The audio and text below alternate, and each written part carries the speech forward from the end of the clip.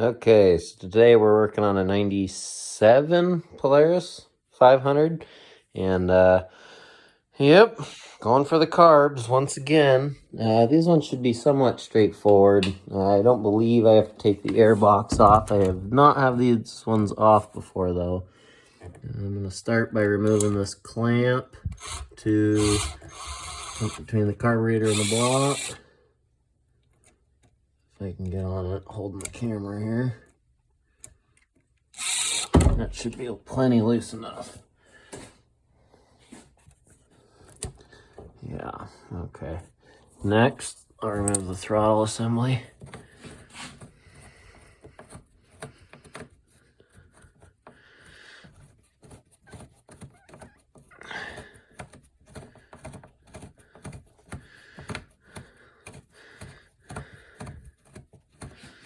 Maybe.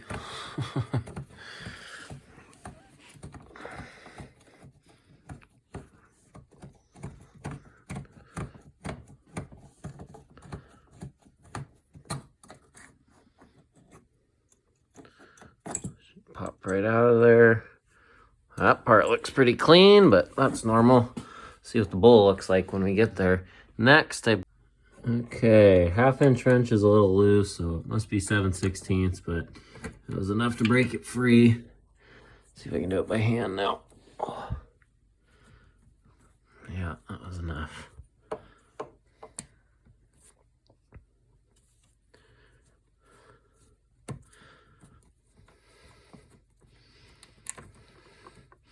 Now, the fun part is not losing this end piece here, which I've fought with before. Luckily, that one's pretty well sucked up in there. Now, I'm gonna work on removing the fuel lines here and such. Pair of pliers. Work that up. And with any luck, it'll pop off, but oh wow. Well, there's some luck today. And one more. Oh, I should have removed the air box. Would have made this easier, probably. That line came right off. Okay. Now, tricky part is getting it out of here with the air box still attached. I'll come back to you guys in a minute, but I'm assuming that it's not going to come out without taking the air box out. So we'll see here. There is the slotted, focus on that, slotted mounts for the air silencer air box on this sled here on this side. Come over to the right side, and there's one under the fuel shut-off valve as well, right there. I just loosened those up a little bit. I think I can slide it back enough to get the carb off without pulling the whole thing. Yeah. Okay. We got her. Maybe. One out of there. And the other side should be the same thing. You got the screw on the clamp here going to the block. This line here. That line there. Throttle assembly. And choke assembly. And it should pop right out as well. So to pull these carbs apart, start by taking the drain hose off here.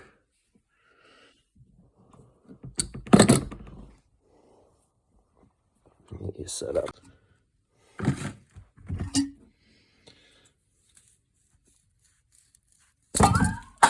Nice one. Oh yeah, I'm guessing the bolt is plugged from looking at that. There's the drain on the carb.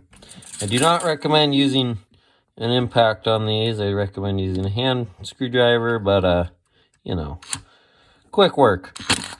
Oh. And that is exactly why. Strip them out. Try a different one here. Come back to that one.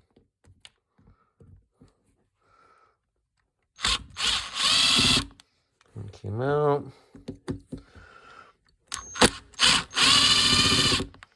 It came out.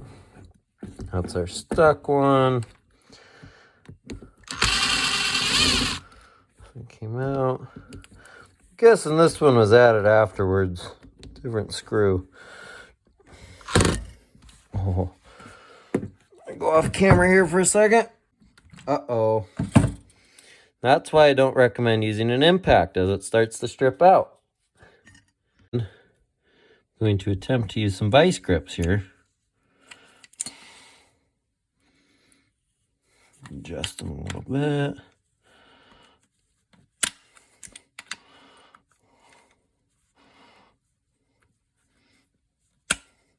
Just enough to break it free. And it's moving. So now, we should be able to go back to this since we got it moving and strip it out a little more. No, yep, of course. Do a few more turns with the vice grips here.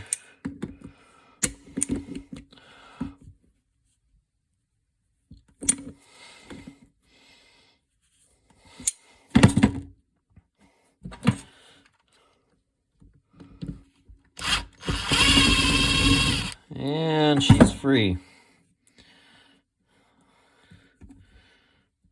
Okay, let's see what we're dealing with today. That is actually pretty clean looking. The very bottom of the bowl, the drain's definitely got some crud in it, all that white shit in there. Besides that, the floats look good. This stuff looks good. We'll tear into it some more here and see what we got. Pull these caps off. Don't lose them.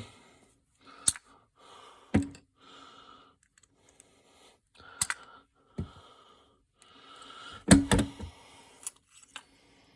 float should just come right out. Once again, they're labeled up on each ones. Make sure you put them in the right way, or else your needle will not open and you will not get fuel. All right, I'm going to clean this out with a little bit of carb cleaner here. Recommend doing this outdoors, but I'm not going to today. A little bit of carb cleaner in there to get her started. Yeah, not even draining, it's so plugged. That shouldn't affect the ability of the sled to run, but it might cause other issues. Take a little piece of wire here. And it's draining. Take a very small flathead screwdriver is my tool of choice.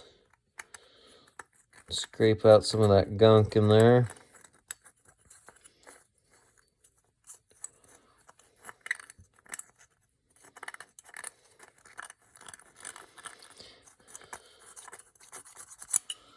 Give it another little squirt.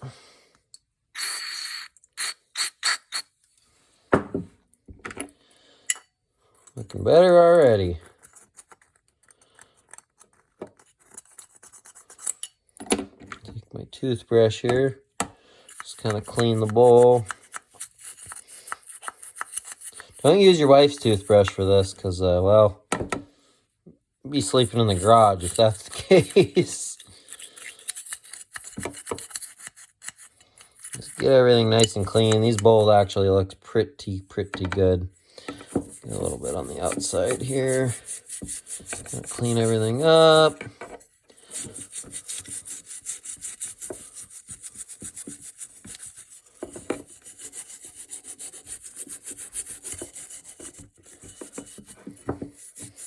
Now, a parts washer would be really ideal in this scenario, but I don't have room or money for one, so this is the next best thing.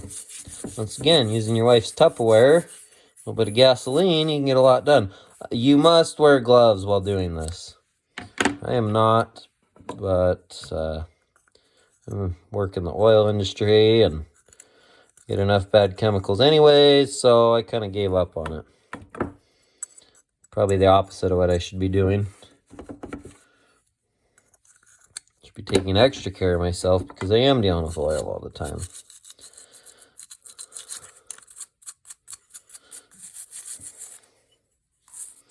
But I'm not. Everything a good rinse here.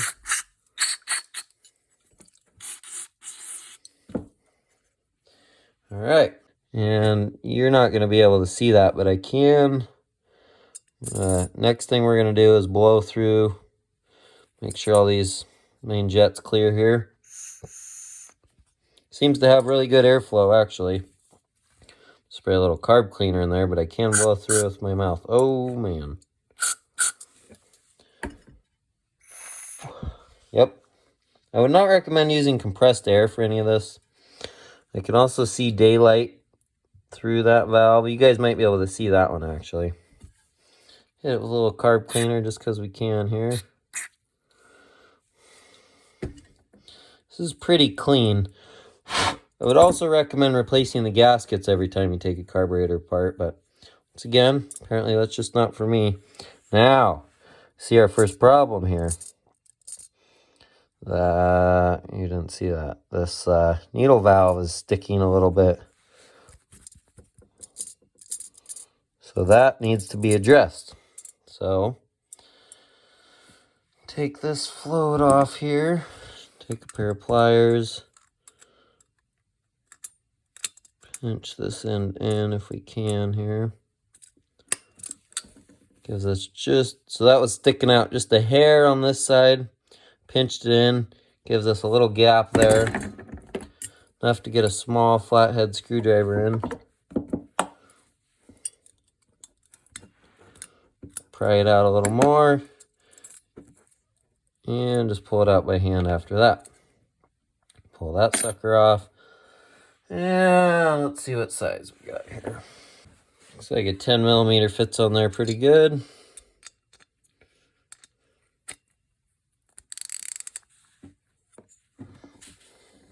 Break it free.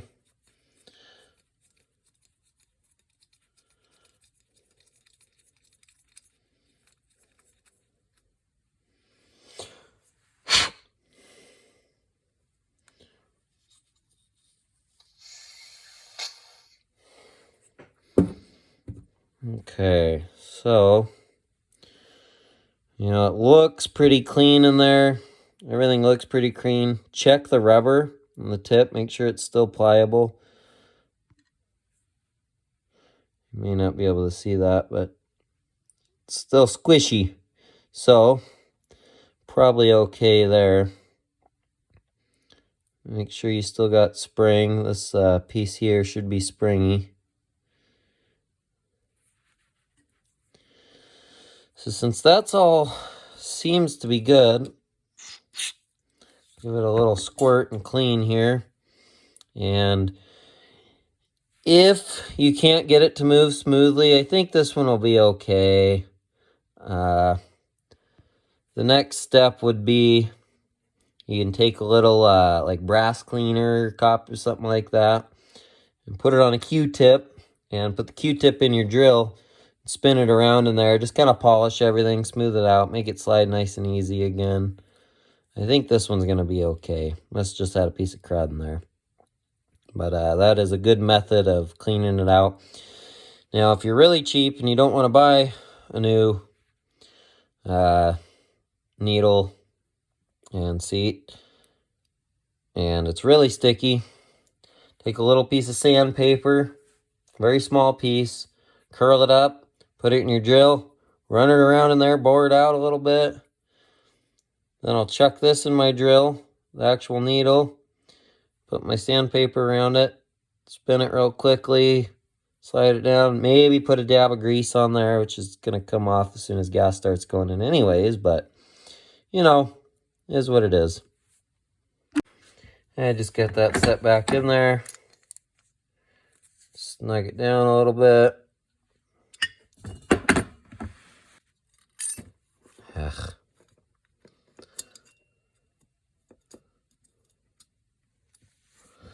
Get it pushed most of the way in until it stops with your finger. I'll take my pliers, grab the lip on this frame piece, and push that pin the rest of the way in. Push it in good and tight. Okay. Just like that. Now, after just a little bit of squirting and cleaning, you can see that needle's moving free. Oh, looks like I'm going to have to take it apart and clean it again. That needle's moving more freely than it was. And the last sled I worked on, see this little tab in the middle, you got to make sure that your float level is set correctly, because this tab in the middle, right, hold on, this tab here was bent significantly on my Arctic Cat, one of them, and it was causing the needle to stay closed. So that tab was bent down, and even when the flapper went up and down, the needle always stayed in a closed position, allowing it to not get feel and only running on one cylinder, which is obviously an issue. So I'm just going to give this a light squirt here inside the carb. Give everything a little scrub in. Make sure all the orifices, every valve, needle, everything's clean and free flowing, because it does not take much to stop an engine from running. It's just a little bit of dirt or gunk. Now that we got our bowl all clean, reattach that after we put the floats back in. Once again, they do say up on them. One side obviously goes up. Slide that down in there. Make sure these slide freely as well, because if not, once again, you'll have issues. Reinstall the caps that we did not lose this time.